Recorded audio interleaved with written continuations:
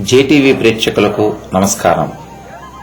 అఖిలాండ కోటి బ్రహ్మాండ నాయకిని బ్రహ్మోత్సవాల్లో భాగంగా 4వ రోజు ఉదయం శ్రీవారు కల్పవృక్ష వాహనంపై ఊరేగారు. కల్పవృక్షం కోరిన వారికి మాత్రమే వరాలు ఇస్తే తన భక్తులకు అడగకుండానే వరాలు ఇచ్చే వేల్పు వెంకటాద్రి వాసుడు.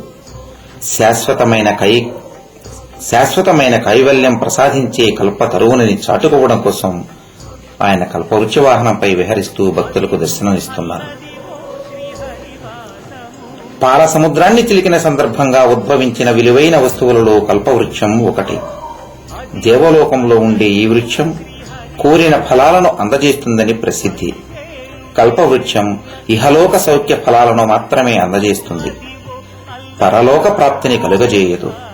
అందుకే కల్పవృక్షానికి కూడా కల్పవృక్షాన్ని నేనే అని చాటి చెప్పడానికి కల్పవృక్ష వాహనరవుడై శ్రీవారు తిరుమాడ వీధులలో ఊరేగుతున్నారు.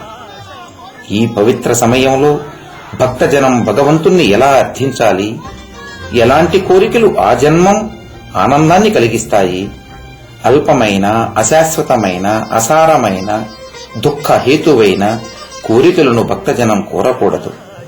శాశ్వతమైన, సారమైన, పునర్జన్మ లేనటువంటి శ్రీవైకుంఠాన్ని, పరమపదాన్ని కోరాలంటూ శ్రీనివాసుని భక్తి కోటికి ఆళ్వారులు, వేద పండితులు తెలియజేస్తున్నారు.